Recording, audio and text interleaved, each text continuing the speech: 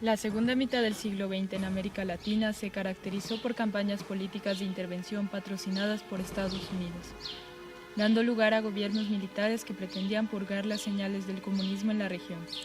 Las dictaduras conquistadas mediante golpes de estados implicaron una ola de represión social, cultural y política, violando los derechos humanos.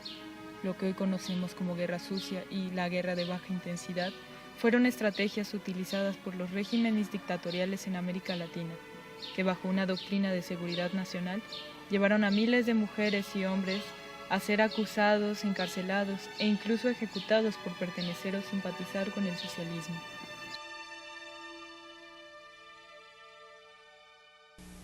Nosotros somos la fuerza de él, porque por él, él está de presidente por nosotros, porque nosotros lo sacamos, no ellos, porque los ricos jamás van a tirar para nosotros. Y todo lo que tenemos nosotros ahora lo tenemos por el gobierno de ahora, porque nosotros nunca habíamos tenido nada.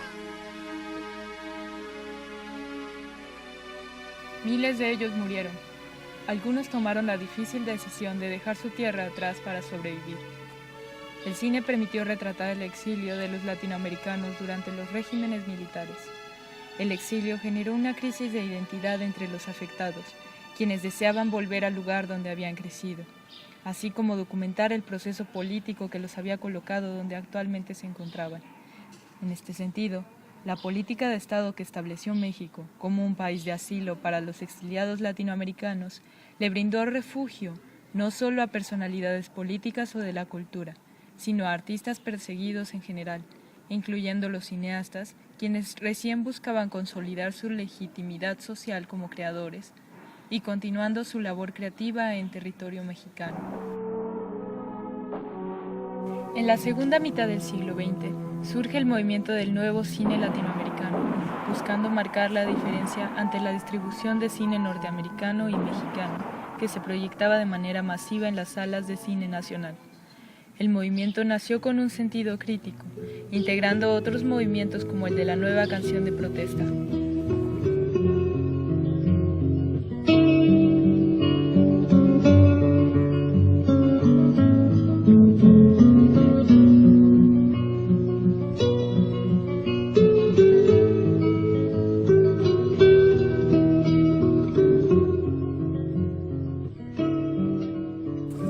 El nuevo cine reflejó un compromiso político, social, histórico, como parte de su desarrollo narrativo y estético. Gran parte de las producciones que integraban esta generación se filmaron y editaron en el exilio. Yo no canto por cantar, ni por tener buena voz. Tras los golpes de Estado y la instauración de los regímenes militares en la región, las expresiones culturales artísticas disidentes quedaron proscritas.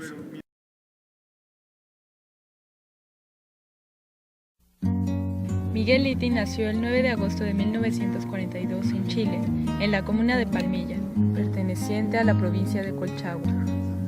Años después, estudió artes dramáticas en la Universidad de Santiago. El teatro y la televisión le abrirían las puertas que lo acercarían al cine. Antes de Salvador Allende, el viejo cine latinoamericano se encontraba en crisis.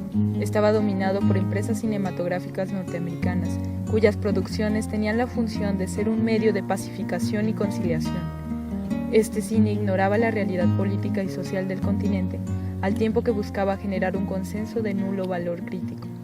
Bajo este ambiente, Liti realizó en 1965 su primer cortometraje, Por Tierra Ajena, donde narra cómo viven los niños abandonados en su país y la manera en que ellos son ajenos a la tierra donde viven.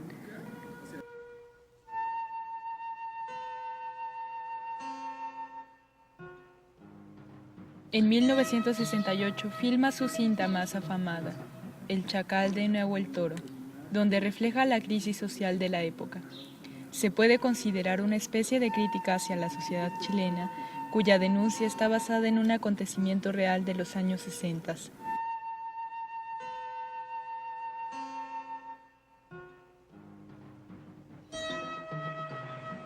Con el triunfo de la Unidad Popular, fue nombrado director del Canal 9 de televisión, así como de Chile Films, la productora cinematográfica estatal. Unidad Popular, UP.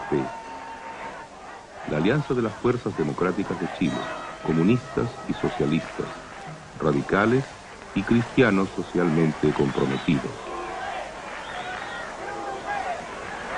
Recordemos, bajo esta bandera se logró en septiembre de 1970 una victoria electoral histórica.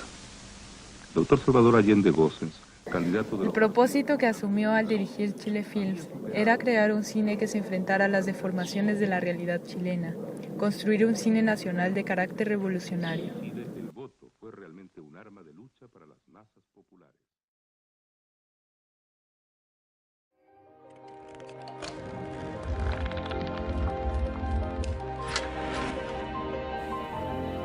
No es a través de copiar o de la imitación de los modelos ajenos como podemos encontrar nuestra verdadera identidad.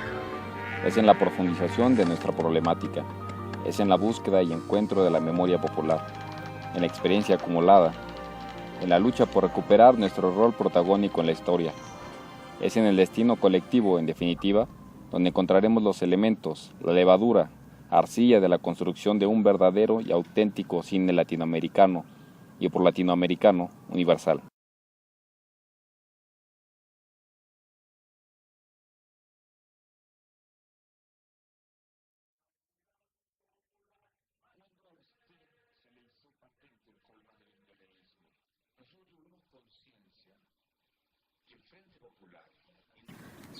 Posteriormente realiza el filme Compañero Presidente en 1971, donde se muestra un diálogo entre Salvador Allende y Regis Debray.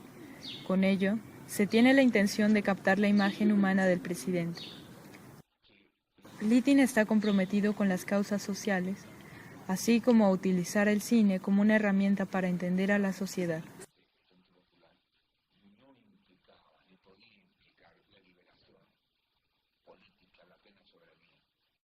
Este breve periodo revolucionario del cine chileno concluyó con el golpe de Estado de Augusto Pinochet. El asalto a la Casa Moneda realizado el 11 de septiembre de 1973 y el asesinato de Allende trajo consigo una ola de represión, persecución y desapariciones, de las cuales el sector cinematográfico no estuvo exento. ¡No les gustaba el quilombo!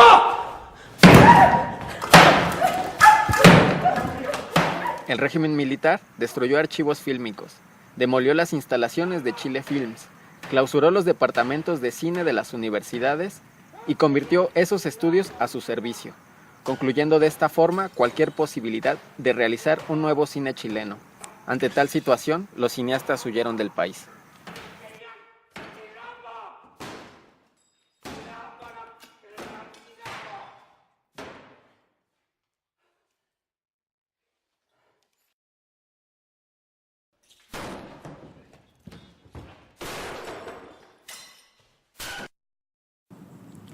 Doce años después, Litin recordaría. Habían sido demasiadas emociones para un solo día. Cuando volví a mi habitación, Elena navegaba en un sueño apacible, pero había dejado encendida la luz de mi mesa de noche. Me desvestí sin ruidos, preparándome para dormir como Dios mandaba, pero me fue imposible. Tan pronto como me tendí en la cama, tomé conciencia del silencio pavoroso de la queda. No pude imaginarme otro silencio igual en el mundo. Un silencio que me oprimía el pecho y seguía oprimiendo más, y no terminaba nunca. No había un solo ruido en la vasta ciudad apagada, ni el ruido del agua en las cañerías, ni la respiración de Elena, ni los propios ruidos de mi cuerpo dentro de mí mismo. Me levanté agitado y me asomé por la ventana, tratando de respirar el aire libre de la calle, tratando de ver la ciudad desierta pero real, y nunca la había visto tan solitaria y triste desde que llegué por la primera vez en los días inciertos de mi adolescencia. La ventana estaba en un quinto piso y daba a un callejón sin salida de muros altos y chamuscados, por encima de los cuales solo se veía un pedazo de cielo a través de una neblina cenicienta. No me sentí en mi tierra, ni siquiera en la vida real, sino como un criminal cercado dentro de una de las viejas películas invernales de Marcel Carné. 2 años antes, a las 7 de la mañana, un sargento del ejército al frente de una patrulla había soltado sobre mi cabeza una ráfaga de ametralladora y me ordenó incorporarme al grupo de prisioneros que iban arreando hacia el edificio de Chile Films, donde yo trabajaba. La ciudad entera se estremecía con las cargas de dinamita, los disparos de armas largas, los vuelos rasantes de los aviones de guerra. El sargento que me había detenido andaba tan ofuscado que me preguntó qué estaba pasando. «Nosotros somos neutrales», decía, pero no supe por qué lo decía ni a quiénes incluía en el plural. En un momento en que nos quedamos solos me preguntó, ¿Usted es el que hizo el chacal de Nahualtoro? Le contesté que sí, y pareció olvidarse de todo. De los tiros, de las cargas de dinamita, de las bombas incendiarias en el Palacio de los Presidentes. Y me pidió que le explicara cómo se hace para que a los falsos muertos de las películas les salga la sangre por las heridas. Se lo expliqué y pareció fascinado, pero casi enseguida volvió a la realidad. «No miren para atrás», nos gritó, «porque les vuelo la cabeza». Hubiéramos creído que era un juego, de no ser porque minutos antes habíamos visto los primeros muertos en la calle. Un herido desangrándose en la acera, sin auxilio de nadie. Bandas de civiles rematando a garrotazos a los partidarios del presidente Salvador Allende. Habíamos visto un grupo de prisioneros de espaldas contra un muro y a un pelotón de soldados que fingían fusilarlos. Pero los mismos soldados que nos conducían preguntaban qué estaba pasando e insistían, «Nosotros somos neutrales». El estruendo y la confusión eran enloquecedores. El edificio de Chile Films estaba rodeado de soldados con ametralladoras emplazadas en trípodes y apuntando hacia la entrada principal. El portero de boina negra, con la insignia del Partido Socialista, salió a nuestro encuentro. «¡Ah!», gritó señalándome. «Ese caballero, el señor Littin, es el responsable de todo lo que ocurre aquí». El sargento le dio un empujón que lo tiró por la tierra. «Váyase la mierda», le gritó. «No sea maricón». El portero se puso en cuatro patas, aterrorizado, y me preguntó. «¿No se toma un cafecito, señor Littin? ¿Un cafecito?» El sargento me pidió que averiguara por teléfono lo que estaba pasando. Traté de hacerlo, pero no logré comunicación con nadie. A cada instante entraba un oficial que daba una orden, y luego otro que daba la orden contraria. Que fumáramos, que no fumáramos, que nos sentáramos, que nos pusiéramos de pie. Al cabo de una media hora llegó un soldado muy joven y me señaló con el fusil. «Óigame, sargento», dijo. «Ahí está una señorita rubia preguntando por este caballero». Era la Eli, sin duda. El sargento salió a hablar con ella. Mientras tanto, los soldados nos contaron que los habían sacado desde la madrugada, que no habían desayunado, que tenían orden de no aceptar nada, que tenían frío, que tenían hambre. Lo único que pudimos hacer por ellos fue dejarles nuestros cigarrillos. En esas estábamos cuando el sargento volvió con un teniente que comenzó a identificar a los prisioneros para llevárselos al estadio. Cuando me tocó el turno, el sargento no me dio tiempo de contestar. «No, mi teniente», le dijo a su oficial.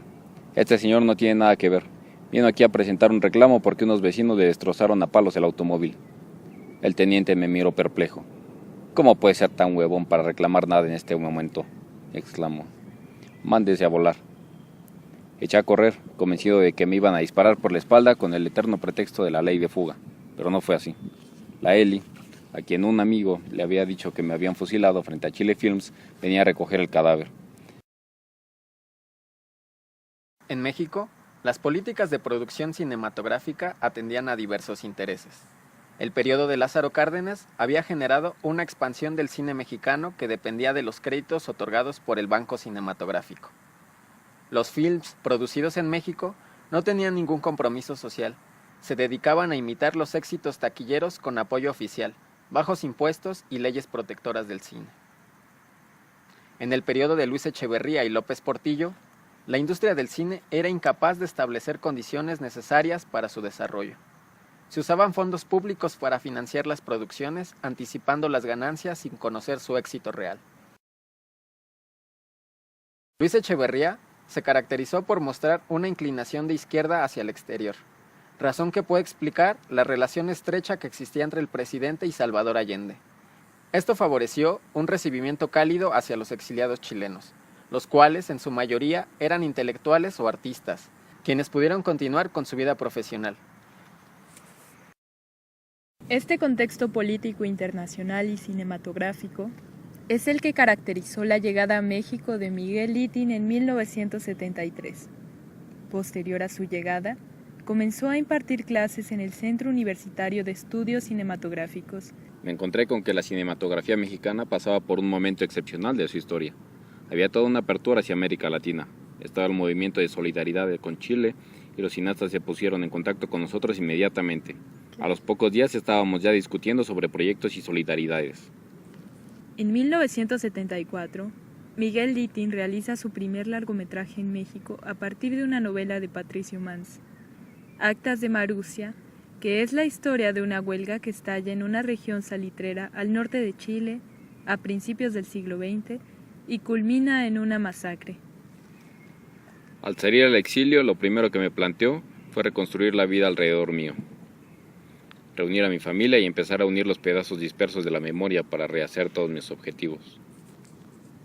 Esta película fue filmada al norte de Chihuahua, en la región de Santa Eulalia, y fue nominada al Oscar en 1975. Un sueño que daba vueltas en la cabeza hacía mucho tiempo, porque la imagen del país se me había perdido en las tinieblas de la nostalgia. Y para un hombre del cine no hay modo más certero de recuperar la patria perdida que volver a filmar la patria por dentro.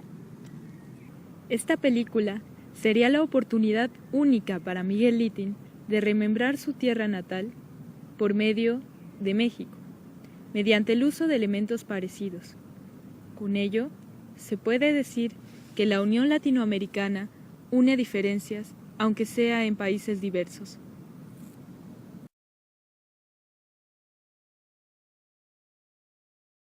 Miguel Littín es una leyenda del cine chileno, no solamente por su cinematografía entrañable, que se inicia con una película de culto, El Chacal de Nahuel Toro, sino también por una aventura que Gabriel García Márquez convirtió en libro, Miguel Littín clandestino en Chile. Esa fue una osadía extrema, ¿no? Fue una necesidad. ¿Por qué fue una necesidad? Porque yo ya no podía vivir después de 12 años de haber vivido en el exilio, durante la dictadura de Pinochet. Ya quería volver a Chile y no sabía cómo, y siempre se me negó la entrada.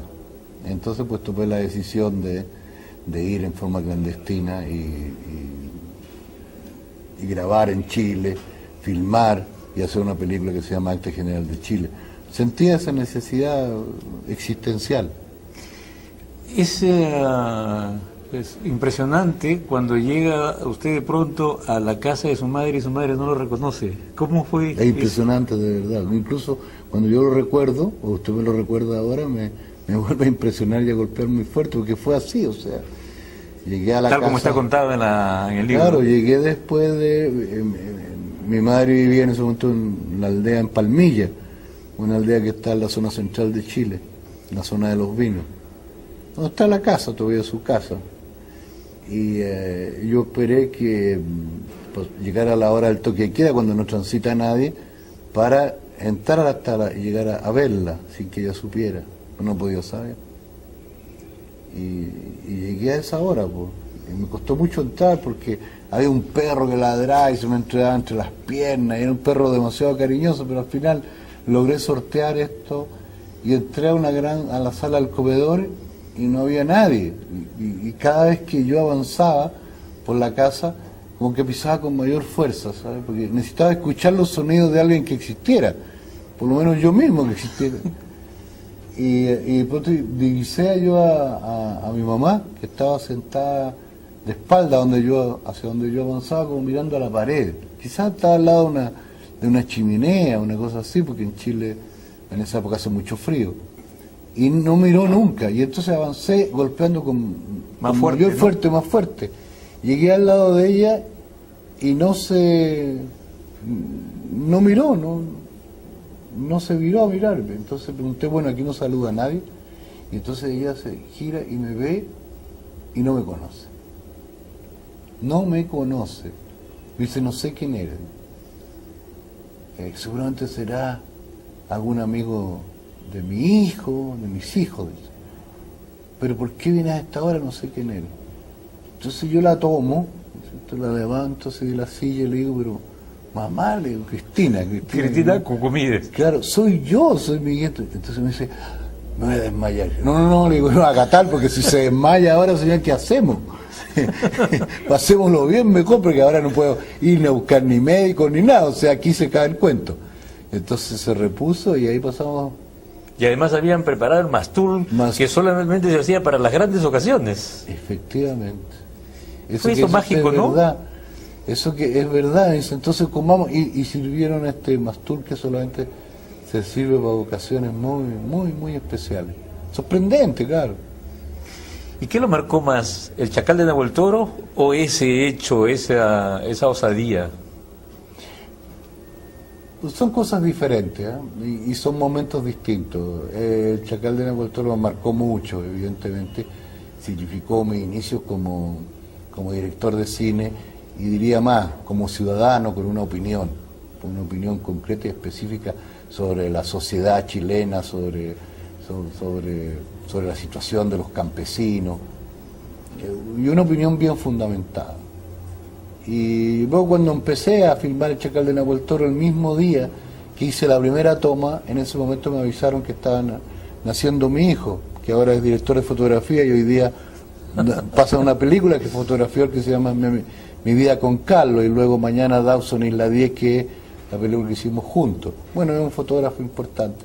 Pero también fui padre ese día, ¿se dan cuenta? El mismo día que comienzo y digo cámara, acción, también soy padre. O sea, dos nacimientos. Dos nacimientos, claro. Entonces, son momentos muy gratos que fortalecen mucho a uno en su memoria.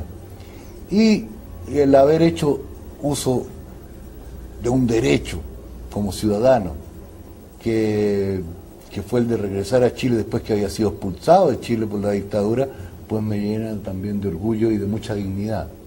Este sentimiento, es decir, yo volví cuando yo quise y yo burlé los sistemas de seguridad de la dictadura, y no soy alguien que podría haber provocado un problema mayor porque soy un cineasta, pero luego lo burlé, fui y filmé además en el interior mismo de La Moneda. Eso le iba a preguntar, ¿qué sintió ver pasar ahí a Pinochet a unos cuantos metros de distancia? Mire, lo mismo que usted le preguntara a uno de estos jóvenes que está aquí, ¿qué sienten en este momento? Porque yo estaba en ese momento haciendo de ayudante de fotografía y tenía que iluminar con los focos.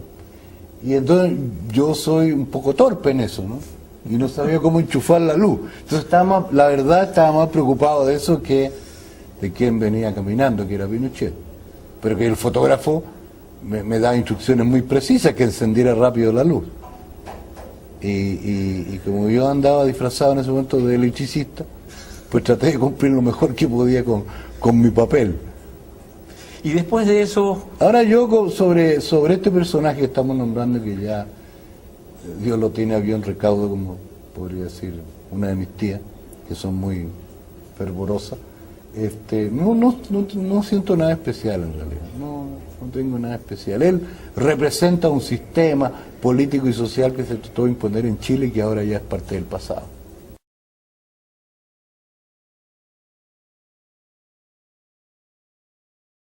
Y de pronto nos enteramos, varios compañeros y yo, que venía Miguel Itín, un director chileno de mucho prestigio y que traía un proyecto muy bonito sobre un asunto minero en su natal Chile. Cuando iba a comenzar la película, siempre se enteraba uno en los estudios Churubusco que iba a haber castings de película. Entonces pues fui a hacer mi casting y me quedé primero, curiosamente, con un papel que no es el que después hice. Me quedé con el papel de la bandera 3. Se hablaba mucho de Miguel Itín y cuando me ofrece el papel del trabajador que le faltaba el brazo, pues yo me emocioné bastante. Y que andaba buscando actores mexicanos, ¿no?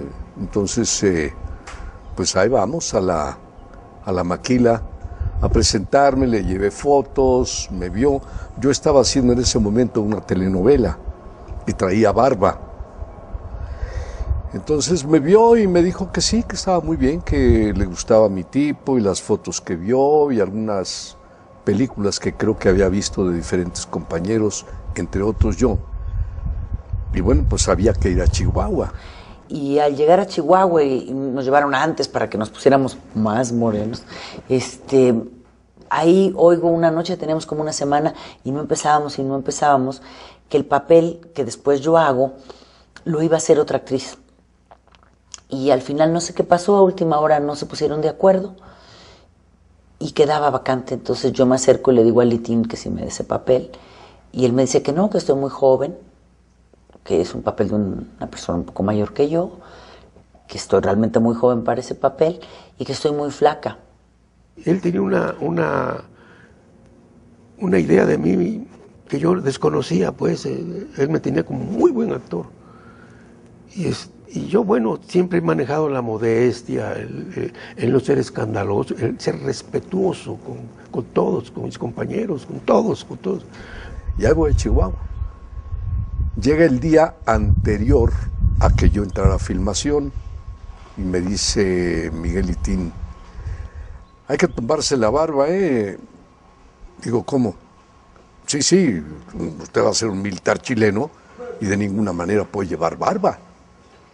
Yo, bueno, Miguel, lo que pasa es que yo estoy en una telenovela y como tú no me dijiste de antemano que había que quitarme la barba ni nada de esto, yo no puedo quitarme la barba porque estoy en secuencia en un personaje en México. Bueno, pues de ninguna manera puede usted ser un militar chileno con barba. Diga a México que le preparen una barba para que regrese. Y entonces yo le digo que me dé chance y que me dice, te tendrías que subir unos 4 o 5 kilos. Y yo en esa semana me subí los 4 o 5 kilos. Yo siempre he sido de muy poco comer y pues estaba todo el día. Comí, y me subí los 4 o 5 kilos que él quiso.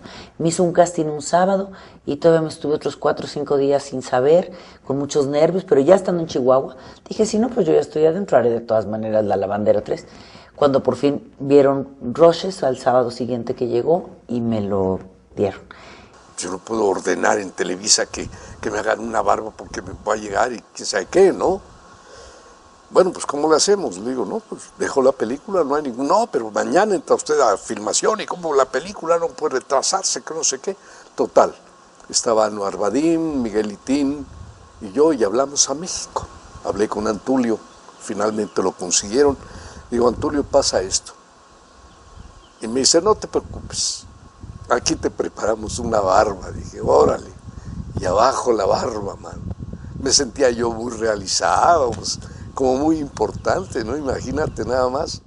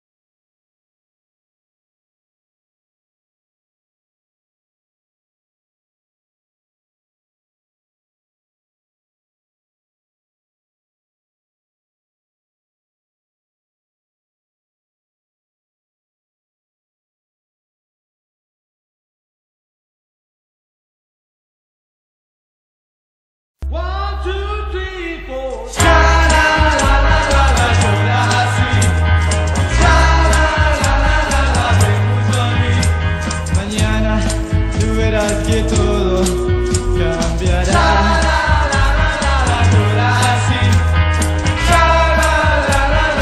Escucha a mí. Sí, ellos te hacen sufrir. Perdónalos porque no saben lo que hacen. Yo sufro como tú. Si tu sonrisa es triste, no te preocupes más. Tú no debes odiarlos. Perdónalos porque muy pronto cambiarás.